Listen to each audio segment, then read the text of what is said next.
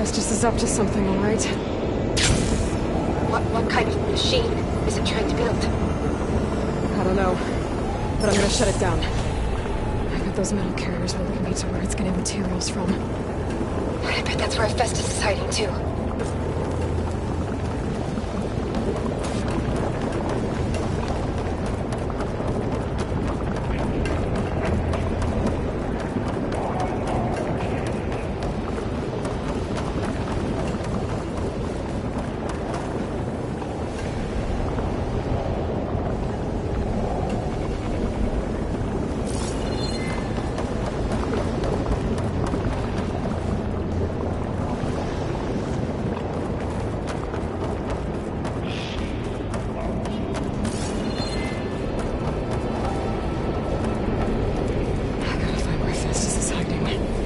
Looks like there are a couple of ways I can go.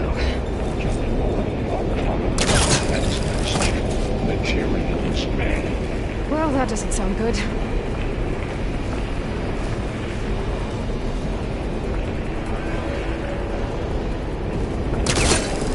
should be able to catch a ride on one of those metal carriers.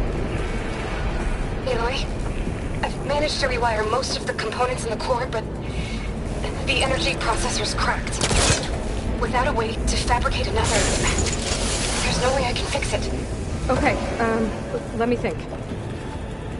What if you bypass the processor? Connect it to The power node. I think that could work. I think it could.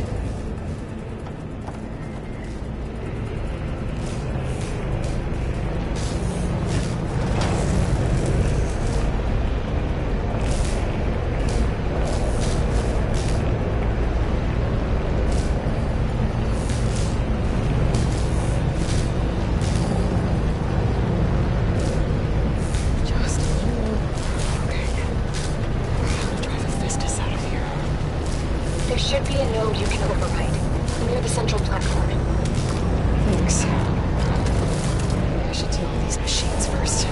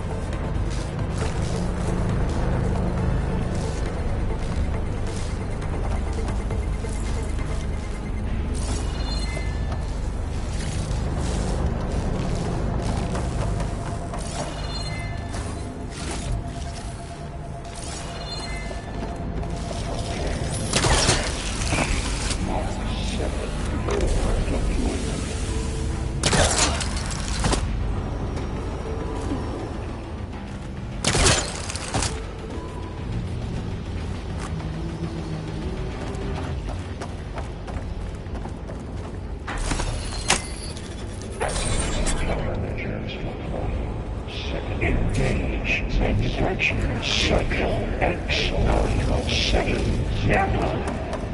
Oh, great. The machine's on the way. Beta! Hephaestus has locked me out of the node. Any ideas? I'll see what I can do.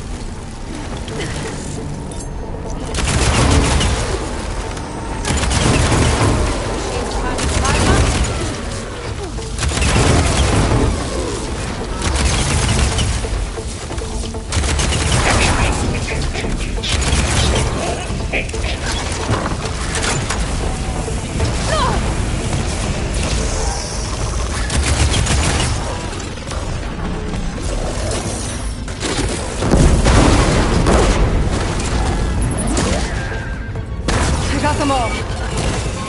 I tapped into the core's network hub. I managed to disrupt Hephaestus' control of the node. You should be able to override it now.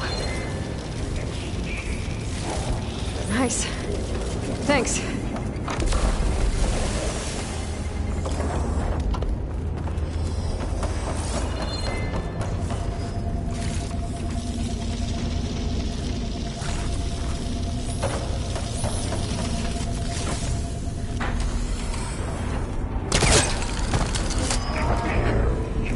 C Mark 8 and R Mark 4 for deployment.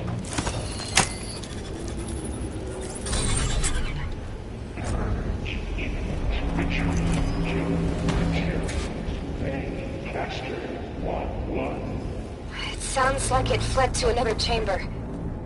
Well, it better not get comfortable.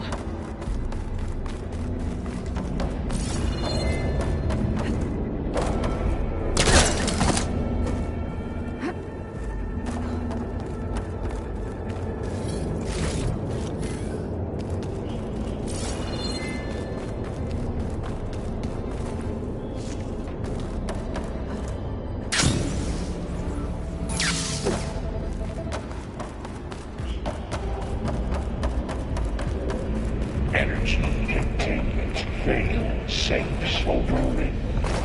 Great. Hephaestus covered the floor with lightning.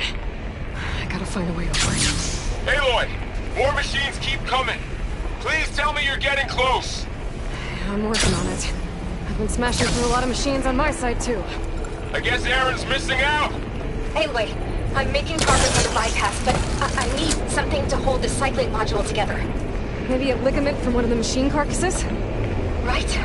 Or some luminous braiding. You could reinforce it with a conversion cylinder. For increased connectivity! I think we can do this, Aloy.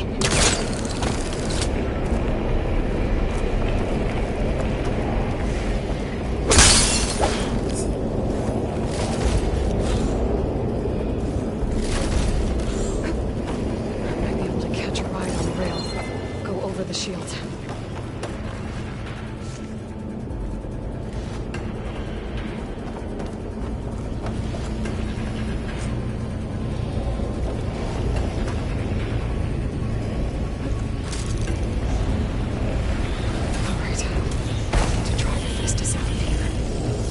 There should be another node to override. Got it.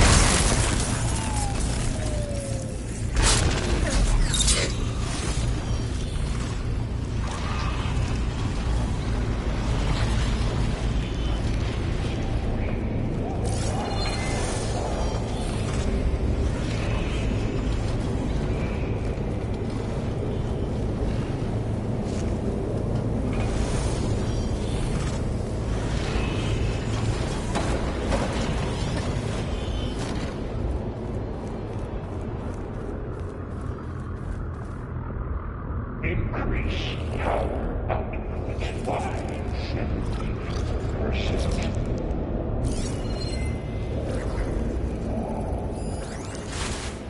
Machine doesn't like fire.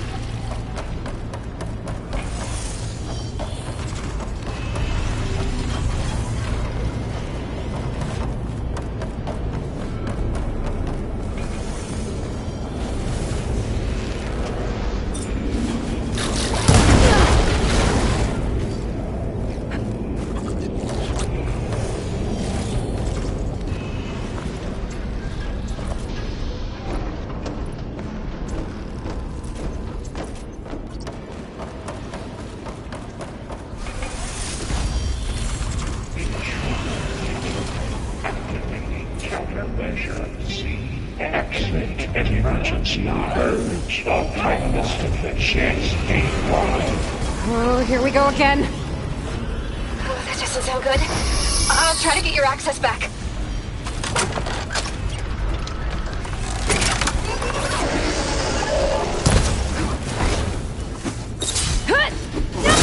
Come on!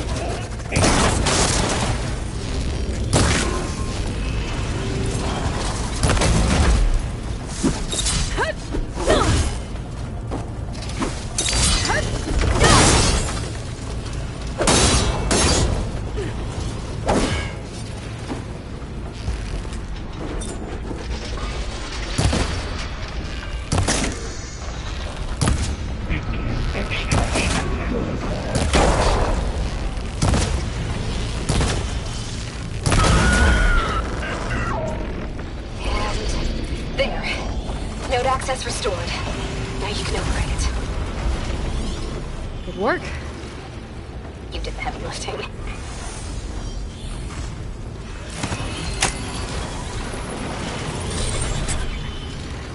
Purge imminent. Retreat to construction ready.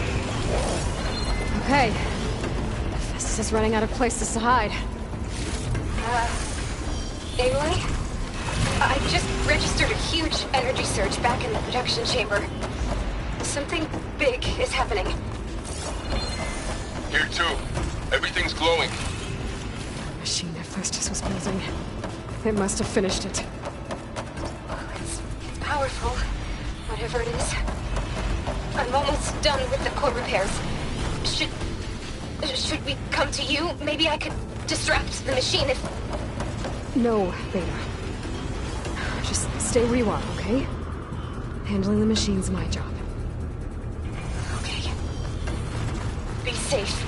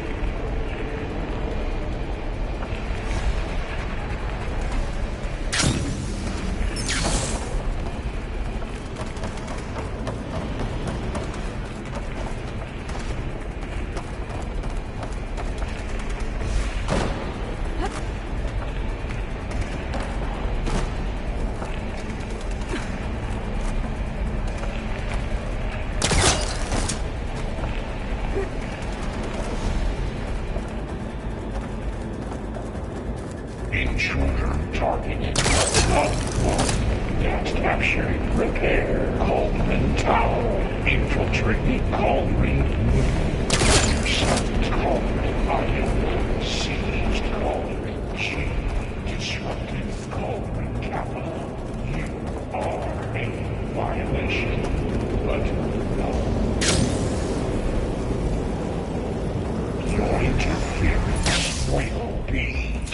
activated. Deploying priority unit S Mark 1. I should scan it first.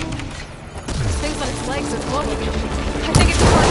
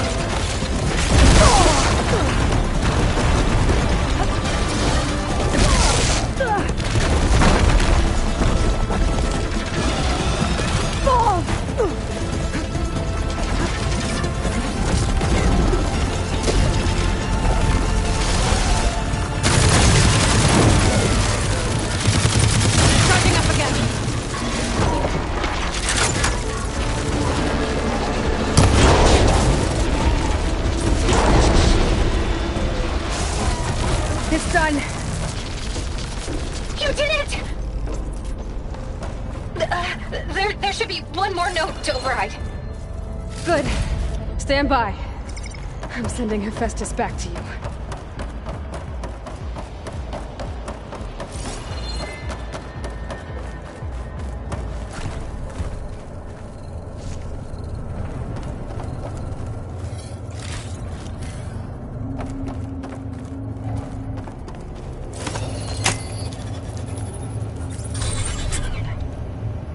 No more hiding, Hephaestus! Retreat to facility core. Got it! Hephaestus is back in the core! Make sure it stays there. I'm heading back. And then we can start the merge. Because of you, Beta. I'm glad you came along. And you, Laurel. We couldn't have done any of this without you. Right back at you, Aloy.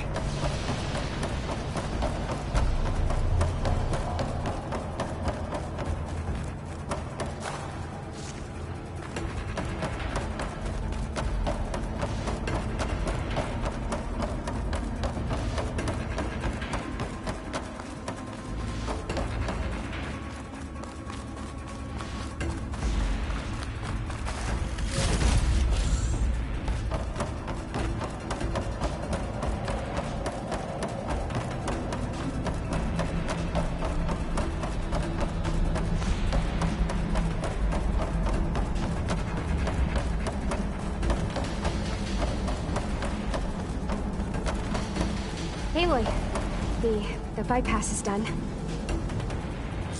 The core is stable. Hephaestus is 100% contained. And we better get started with the merge. It's all set up. Gaia, establish the link, please. Done.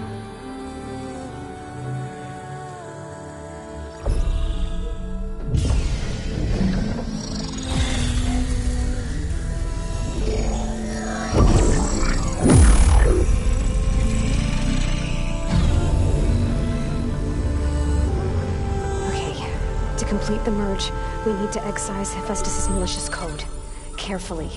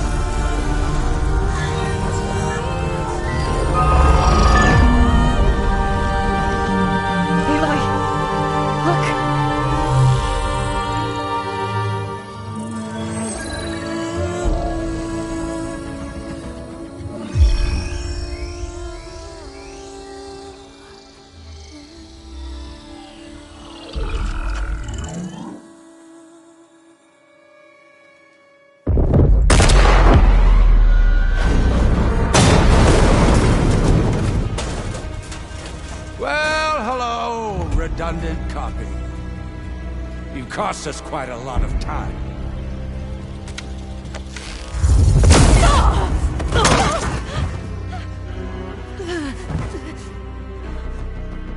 Eric, get Beta. And squash that bug while you're at it.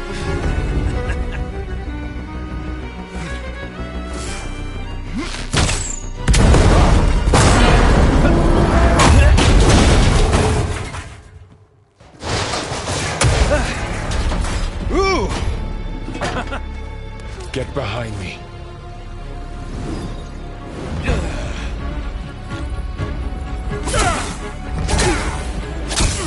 Come on!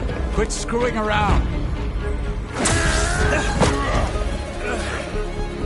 Now we're having fun, right?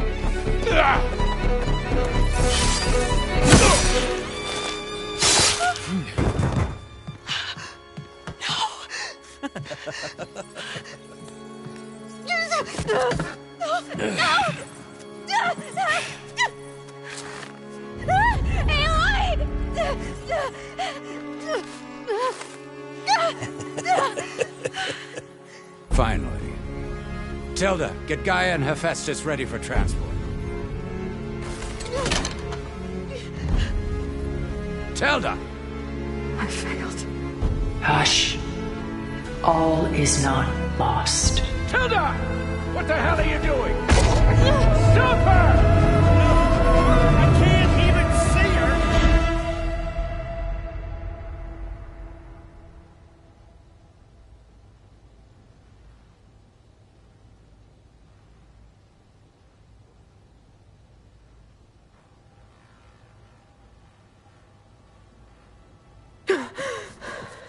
Beta.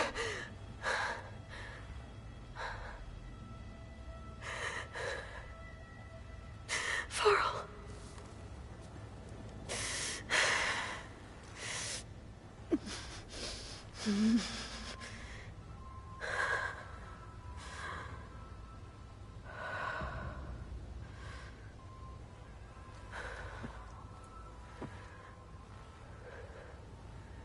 Where am I? Ah, you're awake. You took quite a hit when Gerard attacked you. I imagine you must still be in a great deal of pain. I can assure you that we are safe. The others can't detect us here. You mean the other Zeniths? You must be Tilda. I wasn't sure if Beta would have told you about me. Where is she? Alive. And while she isn't where she wants to be, not in urgent danger. We must discuss how to get her back, of course, after you've shaken off the cobwebs. When you're ready, take the stairs down the hall and come see me. In the meantime, I'll make breakfast. Breakfast. Okay.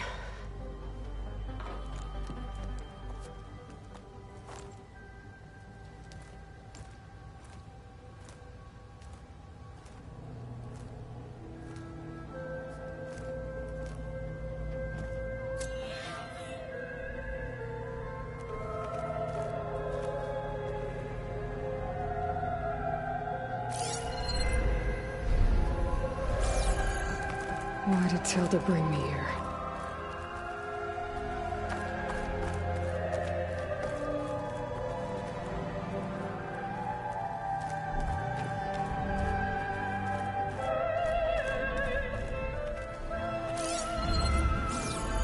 What was all this for?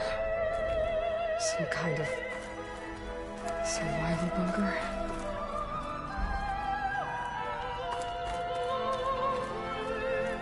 What is this? Just a few favorites from my collection. Rescued and stored here just before I went off-world. Take a look, if you like. I'm curious to hear your impressions. My friend is dead. Beta and Gaia are gone, and you want me to look at old paintings? Don't be so quick to dismiss the comfort we can find in art, or the insight we might gain.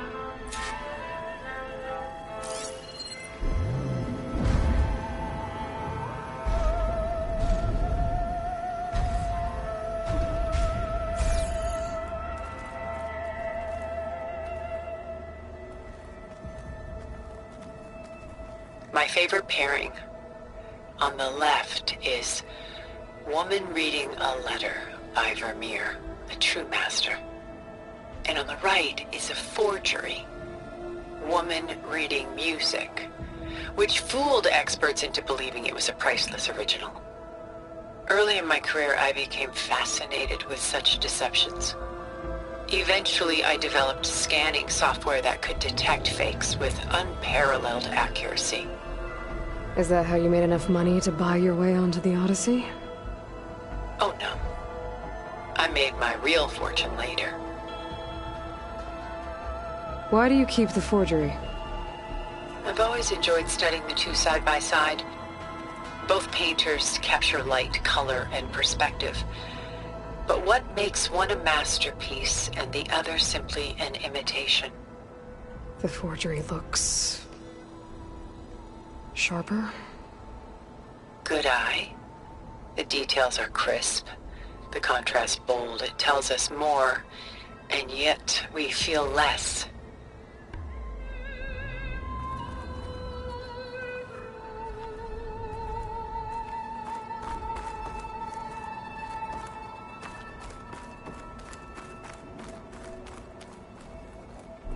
Selene and Endymion. She's the goddess of the moon, whereas he's a simple shepherd. Beside her is the god of love, Cupid. So she's... sneaking up on him?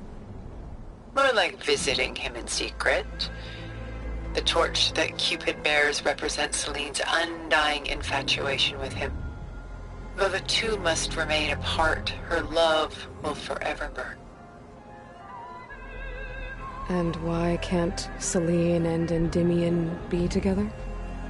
Selene took a vow of chastity, promising to never take a lover. So when she fell in love with Endymion, she could only visit him at night while he slept. But then wouldn't she be breaking that vow? Think of it as a forbidden love. Though circumstance keeps them apart, still they find a way to come together, however briefly. Aren't Selene and Endymion cold? Perhaps we should move on to another piece.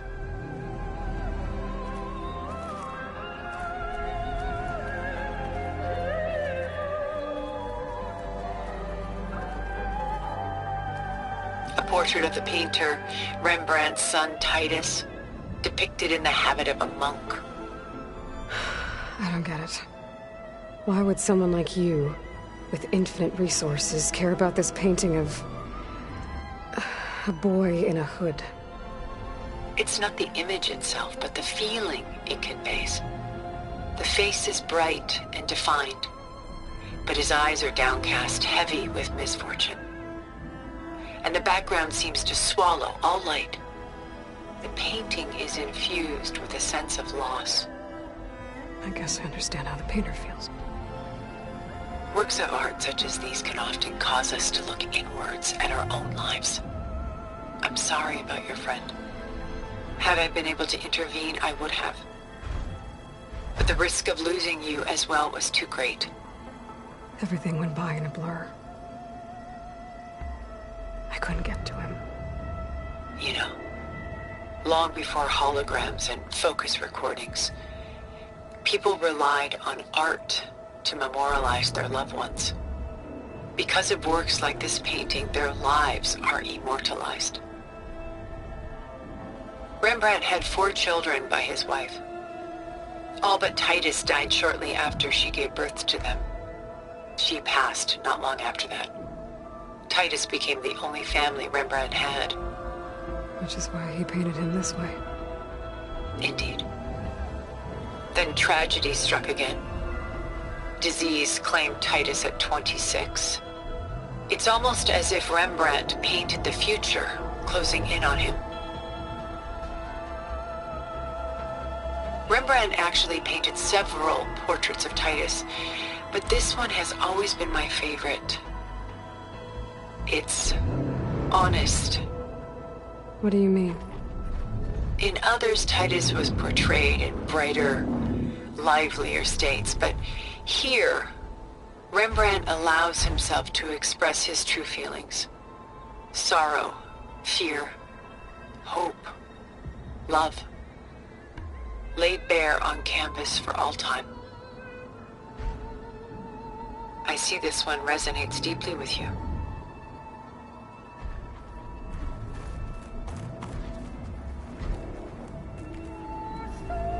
Rembrandt's The Night Watch, by far the most famous painting my homeland ever produced. It was commissioned to honor a militia made up of influential citizens. I guess you must have been an influential citizen. In my day. But not as influential as you've been in this new world.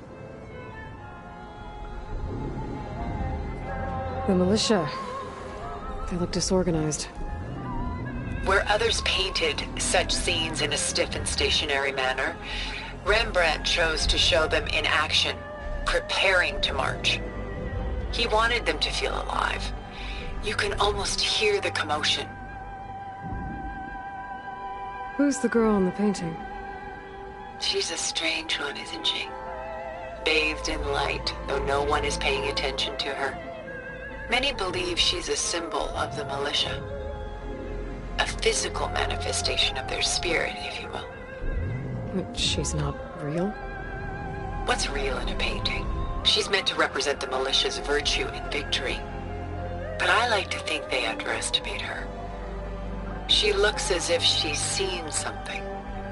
What does she know? What secrets does she keep? There's so much detail to take in, isn't there?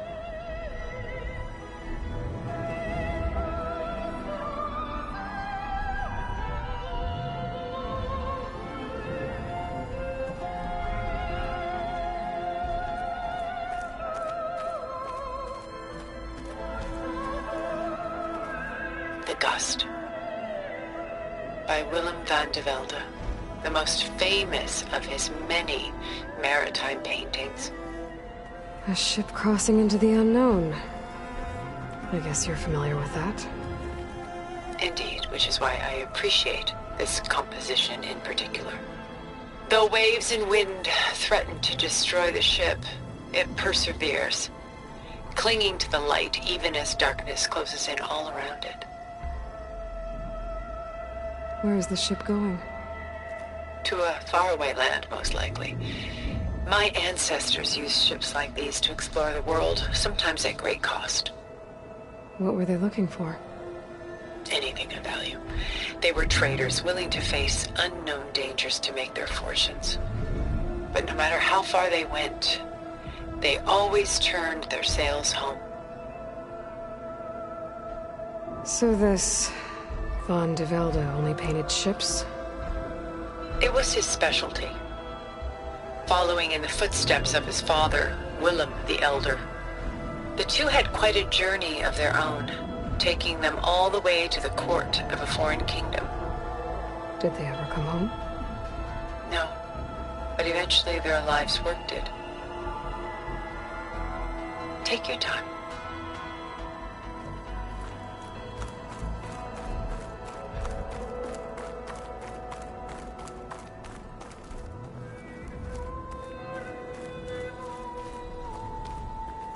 This is Rembrandt painting Jeremiah, a man in mourning.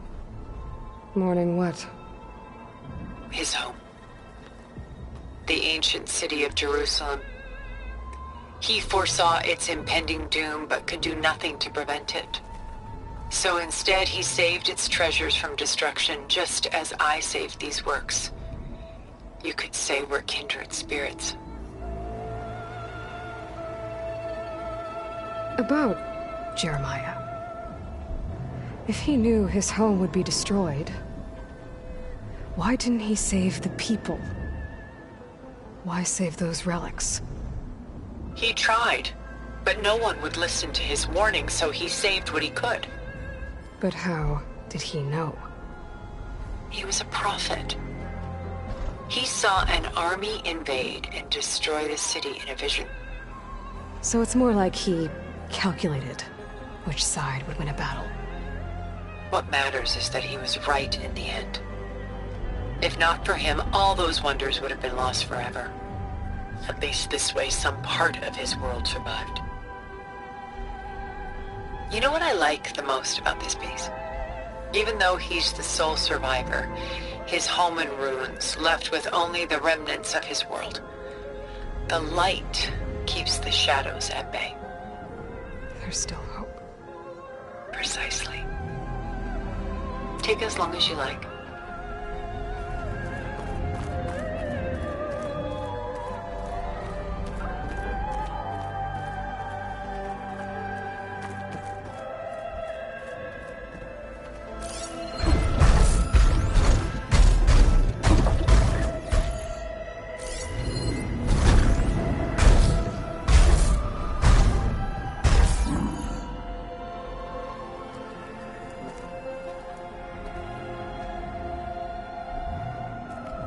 Stunning, isn't it?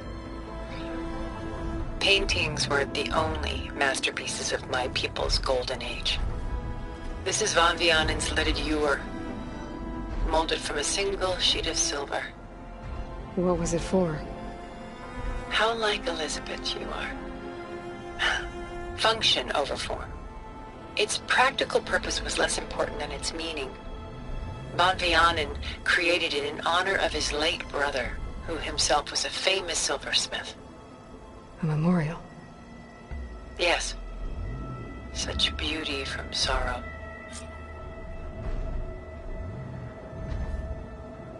If this ewer was a memorial, how did you end up with it?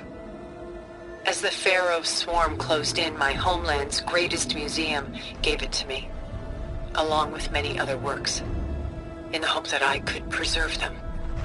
A masterpiece like this was too important to lose to history. I even considered bringing it with me off-world to ensure its safety. Why didn't you? I took a calculated risk. This vault seemed more secure than the unknowns of space. Besides, I thought someday I might return. A long life, after all, has its advantages. Now, lo and behold, here I am. Exquisite, isn't it?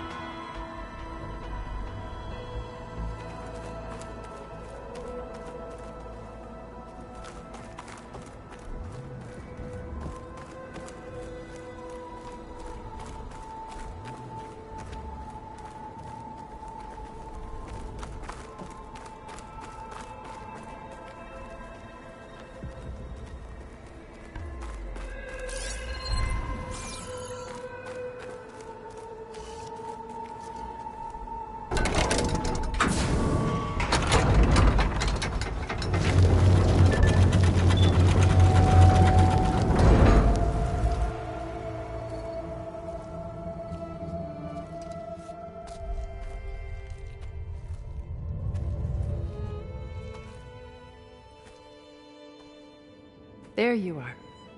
Feeling better? How did you find us? At the cauldron? And what did you do to everyone right before I passed out? All business, I see. Well, suffice it to say we were keeping a very close eye on Hephaestus, knowing we would need it at some point. Your ruse didn't fool us, and as for my little trick, it was an overload of the senses, accompanied by an energy discharge. Gerard and Eric were only momentarily disoriented due to their shields, but it rendered you unconscious while I got you out. Perhaps some breakfast might steady you a bit?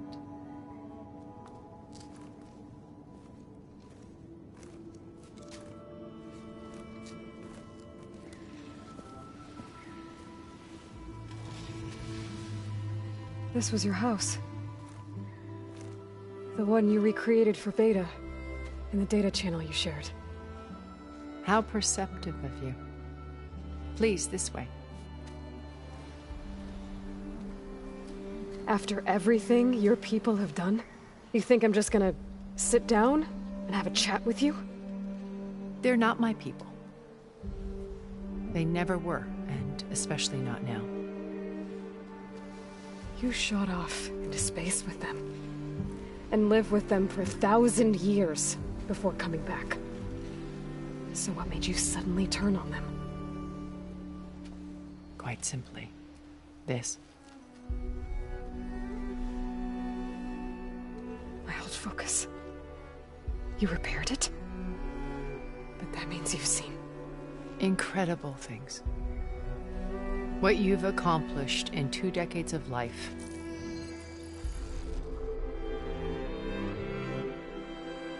A 1,000 years at my back and I haven't even come close.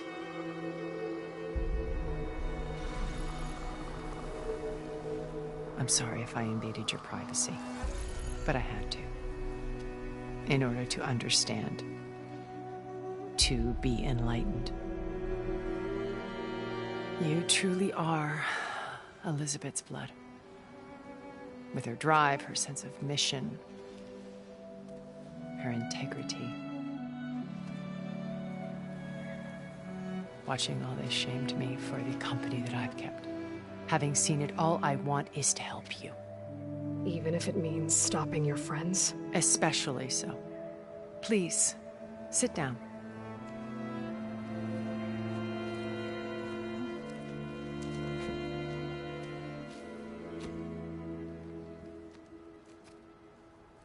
There. That's better. Now, we must recover Beta and Gaia at all costs. By now, you must know that Gerard intends to use Gaia to reboot the Earth's biosphere. Remaking this world to specifications that would only suit us immortals. This process will kill every living thing on the planet. He calls it a clean install. Not if I stop him first. Not if we do. And once he and the others are gone, we can work together to fulfill Elizabeth's dream. I'm sure Beta told you that there's a build of the Apollo database on board our ship. A complete collection of human knowledge. With that and Gaia, we could do everything Elizabeth wanted. Heal the biosphere, educate the people of this world, uplift them. Create the world she imagined. Let's not get ahead of ourselves. From what I've seen, your friends are invincible. I do wish you would stop calling them my friends. And they're not invincible. In fact, a friend of yours has found a way to defeat them. Silence. Oh, he's been a busy bee, building an army powerful enough to crash through Gerard's precious base. Yeah. Regala and her rebels. Even now, she's preparing a final march on the Tenakth capital. When she wins, she'll have the entire tribe under her control. Hundreds of warriors and machines to throw at the base. She's been duped. They'll all perish, of course. But it should be enough to break Gerard's defenses and allow Silence to kill him. Along with all the others. Using the new weapon he's developed. Yes, he's found a way to circumvent our shields. Truly an exceptional man. He's planned for everything. Except you and me. You see, while his army is battering down Gerard's doors, you and I will sneak in through a back way. One that only I know about. While Silence and my friends are busy battling each other, we'll take back Beta and Gaia. I told you I want to help you. I mean it.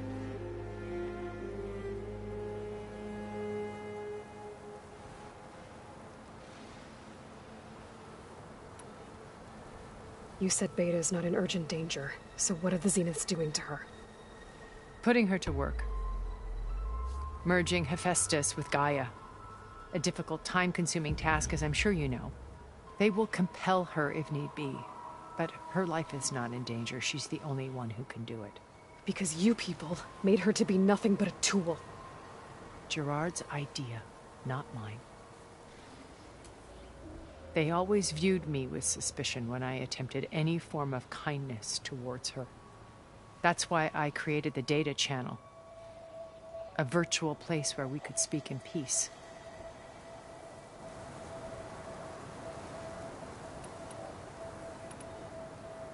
So this channel you shared with Beta, none of the other Zeniths ever found out about it?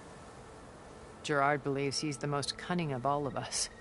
Even after 1,000 years, he still can't imagine that I would outwit him. The channel allowed me to interact with Beta away from their mistrustful eyes. It offered us a chance to be ourselves. Until you cut off all contact. Yes, though it pained me. I was worried that our meetings would do her more harm than good. Well, she felt like you tossed her aside. I was afraid the others would find out and punish her. She may not have had the comforts of friendship anymore, but at least I ensured she was safe. I know it seems harsh, but you must believe that her well-being has always been paramount to me. Why did you make the data channel look like this place? I built this house as a shelter to weather any storm. A safe place. Not just for me, but for the art stored below. Cultural artifacts of incalculable value. Truly some of the greatest achievements of human civilization. And you wanted Beta to see them? Yes. Her upbringing was so cold and technical. I thought if she could experience Vermeer and Rembrandt, it would bring something else into her life. A heritage every bit as valuable as the scientific and technical data being drummed into her. I'm sorry I had to cut off contact, but I'll never regret sharing this house with her. She needed its shelter even more than I did.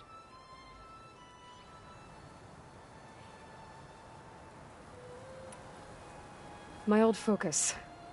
How did you find it, let alone repair it? When we encountered you at the Hades Proving Lab, Gerard saw you as a redundancy. I knew better. You were a revelation.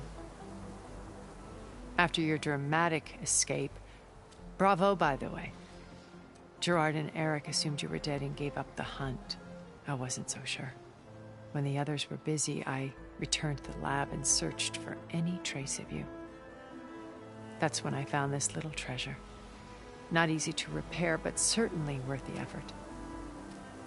As I watched your life unfold, you were like a splash of color on a worn canvas. What Liz was, and more. Did you show it to the others? Of course not. It was your actions that inspired me to defy them. It's worth noting that if I hadn't found it and watched its contents, I wouldn't have known to save you at the cauldron. You'd be dead. So I should be grateful? If you like.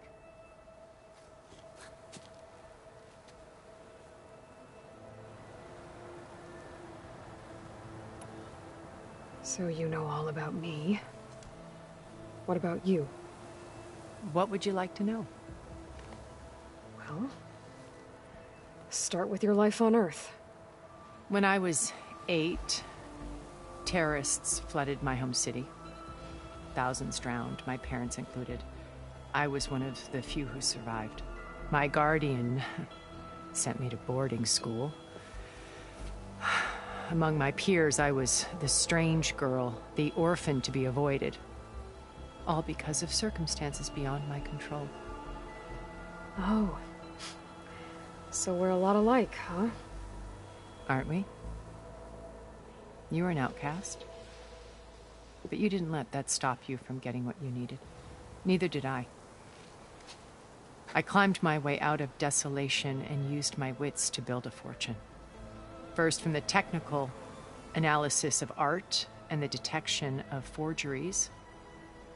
Profitable expertise in those days. But as it turned out, the software I developed was even more useful for counterintelligence. From there, it was only a short step to gathering extremely valuable intelligence on my own. You were a spy? More like a service one could turn to for information. I had to remain anonymous, of course, to protect my privacy. But despite that anonymity, Far Zenith inevitably sought me out.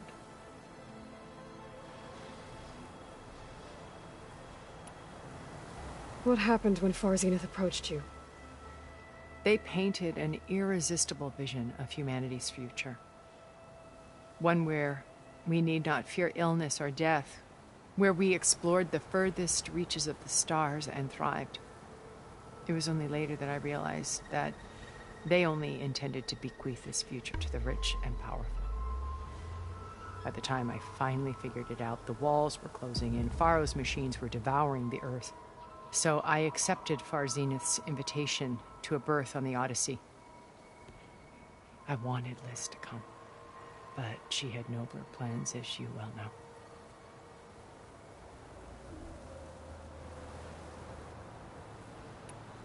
So you didn't know the other Zeniths were monsters until it was too late? I knew some of them were, certainly. It wasn't until we were off-planet that I understood the true scope of their greed.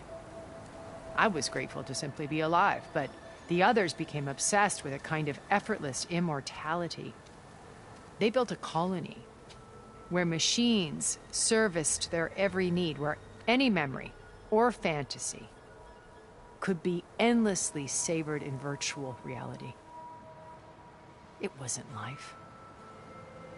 It was stultifying, a pampered dream state. As the decades passed, I withdrew more and more, alone yet again, but this time with eons to consider my mistakes. Now finally, having met you, I feel like I have a second chance. To do what? Help you, of course. To fulfill Liz's dream, which isn't so different from Far Zenith's original vision. A better future for humanity.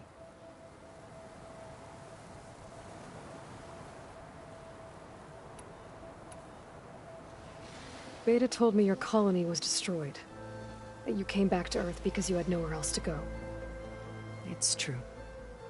After we reached our destination, a planet in the Sirius star system, we spent decades building a new home.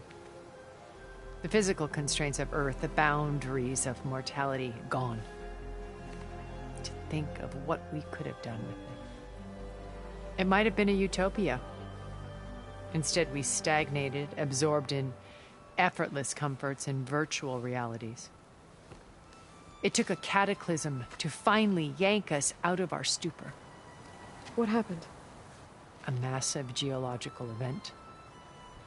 We knew of instabilities in the planet core, but we underestimated them. By the time the collapse was upon us, it was too late to stop it. Only a few of us made it to the ship in time. We set course for Earth, the only safe harbor left to us. Which you decided to make unsafe for anyone else. Not me. Gerard.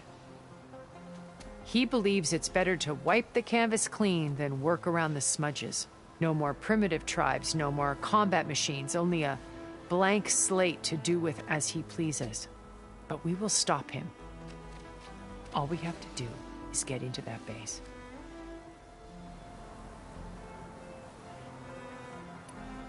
What exactly is your plan to sneak into the Zenith base? We will make use of a lesson I learned from an early age. Always know your exits. In this case, a place where Gerard's new construction meets the ancient foundation, a passage that only I can access. When Silence flings his army at the base, we will enter through this back door, bypassing most of the fighting. The distraction will provide us with a window in which to rescue Beta and Gaia. Once we're inside the base, where will we find Beta and Gaia? Here in the command center. By then, Gaia will have been reunited with all of its subordinate functions, including Hephaestus. What about the alpha build of Apollo on your ship? A simple matter of recovery once the others have been dealt with. With that in hand, we'll have everything we need to make this world as it should be. How do you know about Silence's plan? He isn't the only one adept at spyware. You hacked his focus? No, he's too careful for that. But his subordinates? Not so much. He gave additional focuses to the tribals he branded the Sons of Prometheus. The ones working with Regala. By tapping their focuses, I learned about most of his dealings. The distribution of override technology, the arming of Tanakh rebels, and the secret pact with Regala to attack Gerard's base. But how did he come up with a weapon that can take down your shields? That's the one thing I haven't been able to figure out, but however he did it, I'm quite certain it will work. With it and the Tanakh army, victory seems to be within his grasp. Such a shame he'll be disappointed. Regala's only interested in killing Hekarro and waging war on the Karja. What does she have to gain by attacking Zenith? It's the price she must pay for her war. Without the ability to override machines, her little rebellion would have languished in the desert. So she trades with the Sons of Prometheus. Machines to help her overthrow Hekarro. In exchange for an assault on the base. Pride has deluded her into thinking she can actually survive such a battle. And all without ever knowing who the Sons of Prometheus really answer to. Yet for all of Silence's brilliance, still he underestimates you. That blind spot is what will allow us to take Beta and Gaia right out from under him. While hundreds of Tanakh are cut down outside. So you knew Elizabeth. What was she like? Liz was everything she was. I see in you. And more. Your ingenuity, your determination, your moral compass. You've managed to distill her greatest qualities and make them your own. I'm not asking about me. Tell me about Elizabeth. What was she really like? The honest answer is that I don't actually know. For all the time that I spent with her, she always kept a part of herself locked away. It was like that from the moment we met.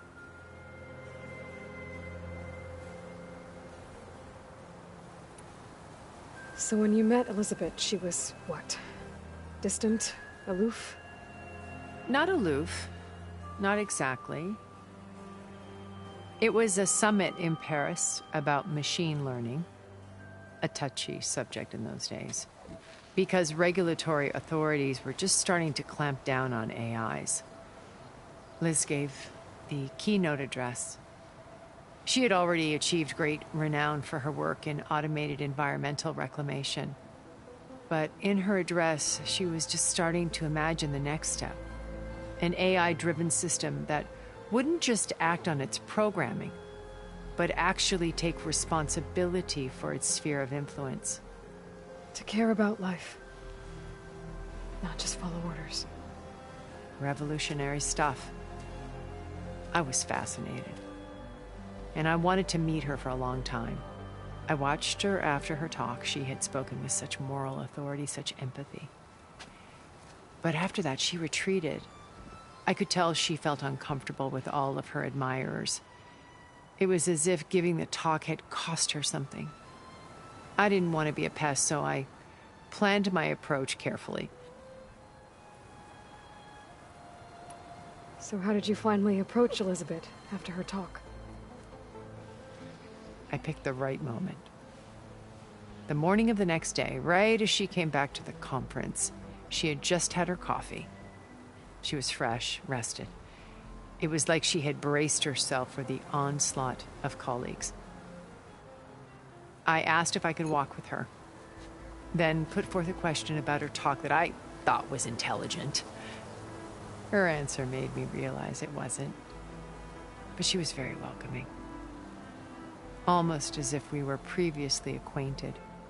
It was only halfway through the conversation that I realized she knew exactly who I was. It was quite a shock to me. My business was trafficking in secrets, and I took great pains to protect my anonymity. So that was Liz, perpetually one step ahead.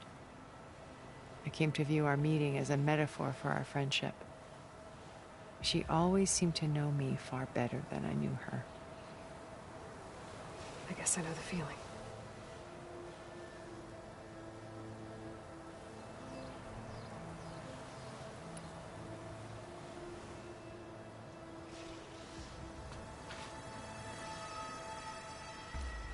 First Varl. Now Hikaru and the Tenakth. Your plan would wipe out an entire tribe. There has to be another way. We are in an admittedly desperate situation, but I assure you there isn't. Remember Zero Dawn. Elizabeth's sacrifice. Sometimes many have to die for a new world to grow. If it looks impossible, look deeper. Wait. The data channel. It still exists, doesn't it? I need you to open it. Let me talk to Beta. Impossible. We might be detected. It's worth the risk. There is another way, one where the Tenakth survive. But we won't. If the others... If you want to help, open it.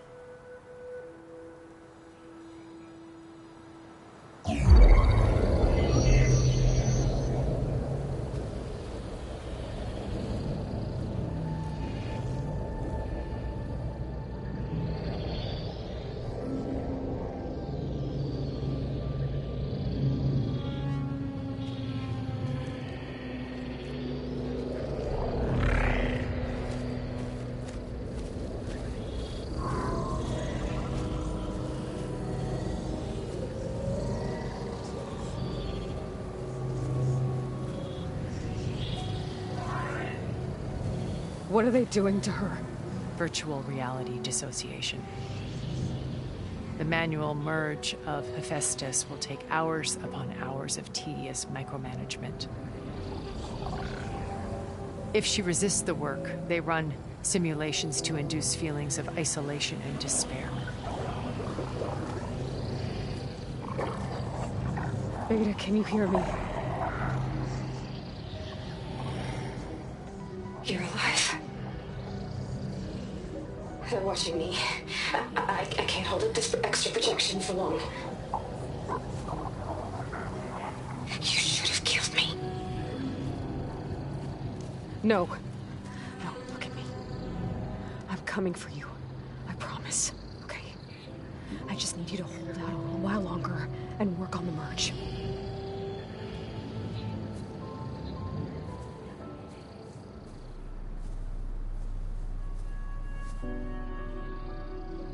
Then I think it can be done. I'll contact again when it's time.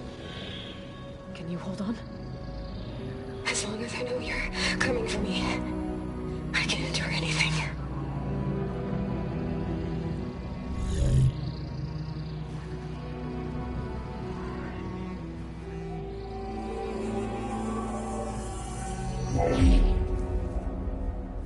All right. I did as you asked. Now I think you need to tell me what you're planning. I'm going to take Silent's army away.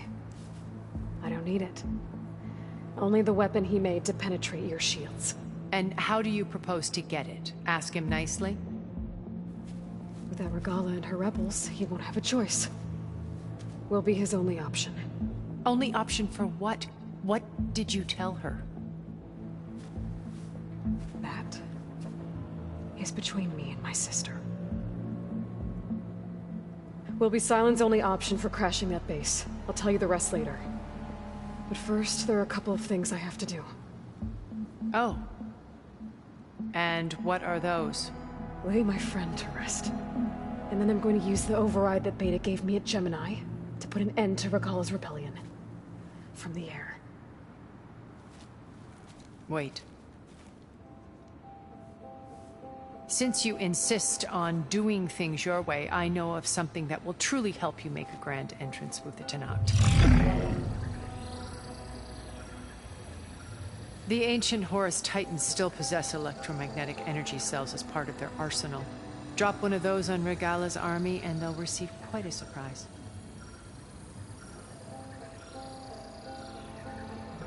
So go, do what you must. I'll come to your base if you manage to bring Silence to the table. Not if. When.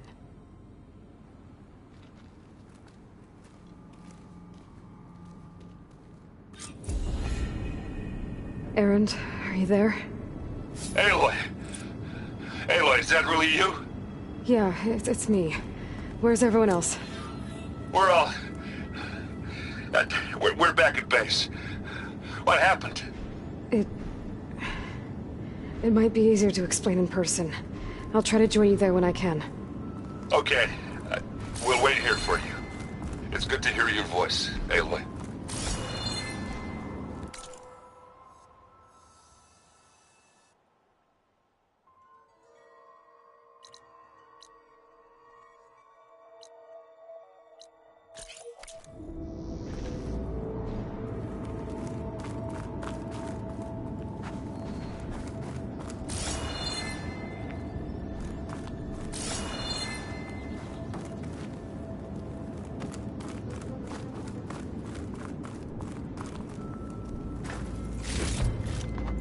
I can grab this from my stash later.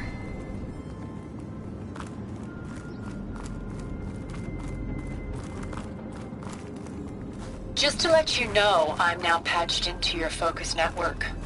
Great. I take it the other Zeniths can't hear us? Of course not. And they don't know about your base either, in case you were wondering. I've sent you data on the Horus energy cells you can use against Regala's forces. Reach out to me when you're ready to acquire one. Understood.